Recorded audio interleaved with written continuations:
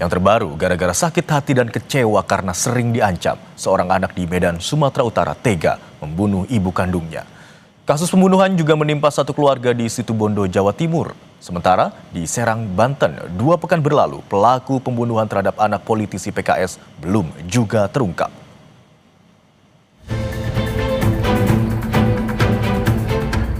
Seorang ibu di Medan, Sumatera Utara ditemukan tewas di tangan anak kandungnya. Korban ditemukan meninggal dalam kondisi luka di tubuhnya.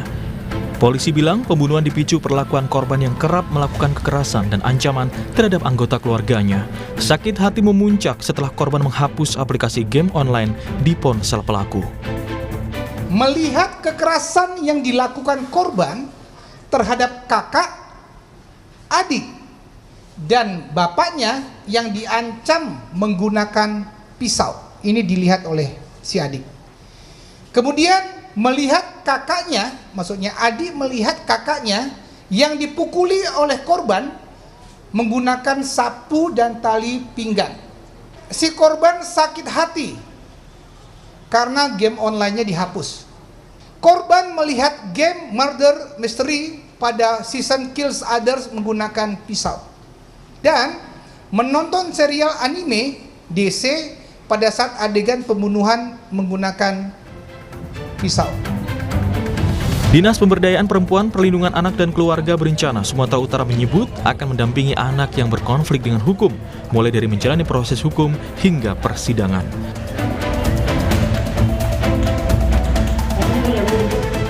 Di Situbondo, Jawa Timur, 3 orang dalam satu keluarga ditemukan tewas dengan sejumlah luka. Jasad ketiga korban pertama kali ditemukan oleh kerabat yang datang ke rumah. Guna mengungkap kasus kematian satu keluarga ini, polisi melakukan olah TKP lanjutan.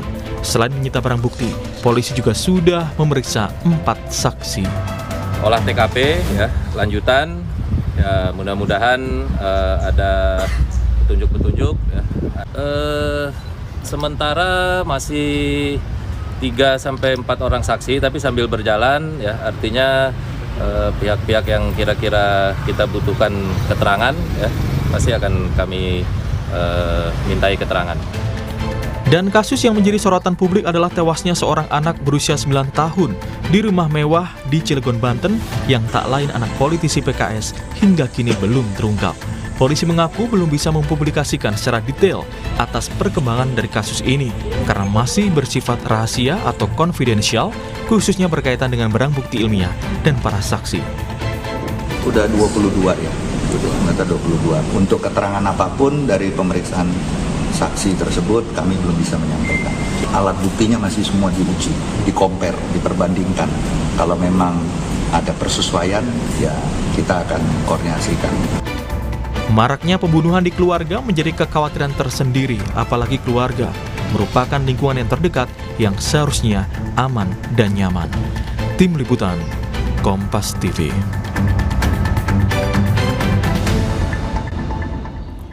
Maraknya kasus pembunuhan di lingkup keluarga menjadi keprihatinan tersendiri. Lingkungan keluarga adalah lingkungan yang harusnya nyaman dan aman. Lalu, mengapa kasus pembunuhan seperti ini bisa terjadi di lingkungan keluarga?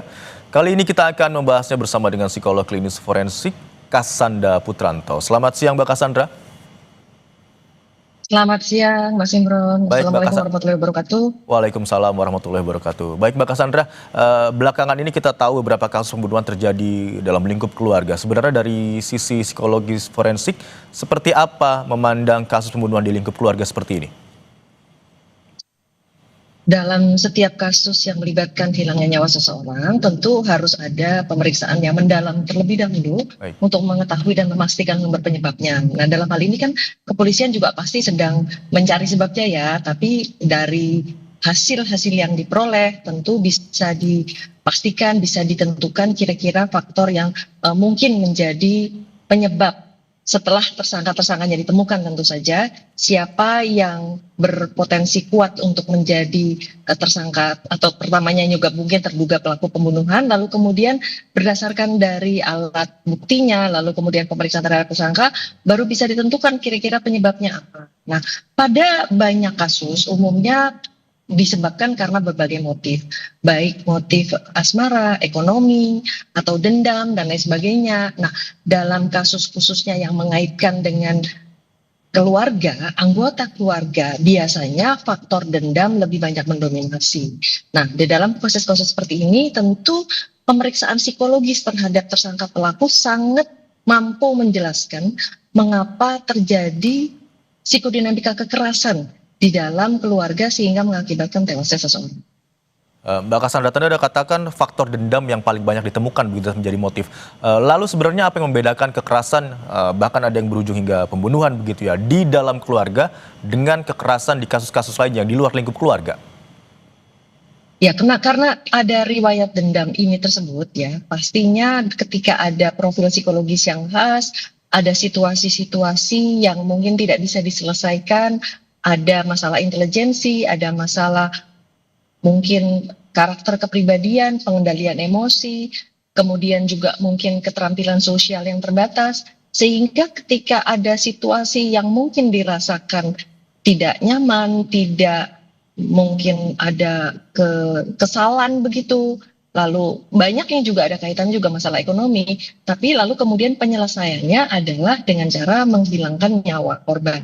Apalagi kalau misalnya ternyata ada unsur ketujuan juga untuk mendapatkan keuntungan, misalnya mungkin ketika ada mau menjual sesuatu atau mendapatkan uang tertentu.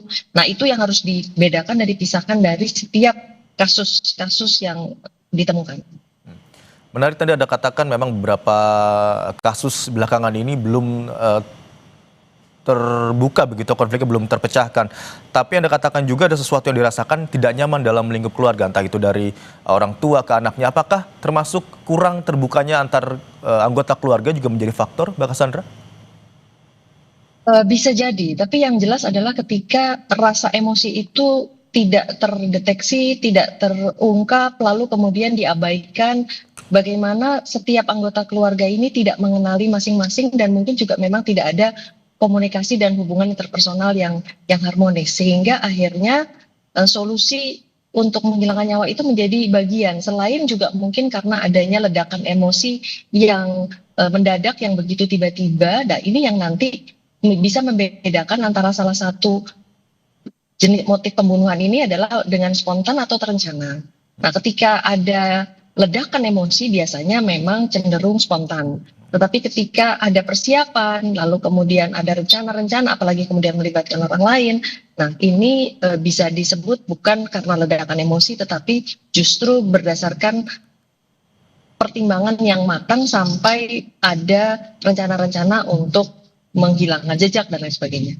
Tapi Mbak Cassandra, ketika ada rencana, ketika ada persiapan begitu, apakah pelaku itu menyadari konsekuensi selanjutnya, ataukah hanya aksi spontanitas saja dengan ledakan-ledakan emosi yang dapat diluapkan begitu, Mbak Cassandra?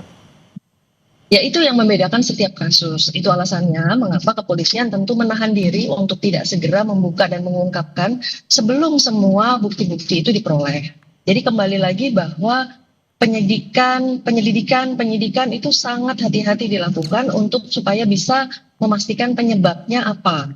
Lalu perjalanan dari sebuah keputusan tersebut apakah disebabkan karena ledakan emosi, karena tidak dapat mengendalikan emosi, atau karena perencanaan. Nah, ini juga berdasarkan hasil-hasil temuan di lapangan. Lalu bagaimana masyarakat di luar lingkup keluarga, tapi masih keluarga dekat begitu Mbak Cassandra ya, bisa lebih proaktif melaporkan tanda-tanda kekerasan internal yang terjadi dalam keluarga? Iya, sebenarnya kembali lagi kita di Indonesia memang mengenal adanya keluarga inti, lalu kemudian ada keluarga extended gitu ya, meluas, mungkin ada kira-kira misalnya ada ayah, orang tua, ada kakek, nenek, ada tetangga. Nah, ini yang tentu harus pastikan juga bahwa setiap anggota keluarga mengenali masing-masing yang lainnya, lalu kemudian juga mengetahui apa yang sedang terjadi, bagaimana kondisi emosi mereka saat itu. Situasi-situasi yang mungkin sulit sedang dihadapi, pertengkaran-pertengkaran, nah semua harus diselesaikan, jangan sampai berlarut-larut, dan jangan sampai ada satu kondisi yang terabaikan, sehingga akhirnya karena adanya suatu perjalanan emosi yang tidak terdeteksi oleh anggota keluarga lain, sehingga hal ini bisa terjadi yang tentu saja bisa berakibat sangat fatal, karena pada beberapa kasus bisa jadi korbannya lebih dari satu. Baik, intinya salah satu hal yang harus menjadi penting adalah bagaimana keterbukaan dalam anggota keluarga, antar anggota keluarga, sehingga apapun dapat dibicarakan begitu, termasuk hal-hal yang menjadi dendam dalam lingkungan keluarga. Terima kasih atas informasi yang Anda bagikan, Mbak Cassandra Putantro.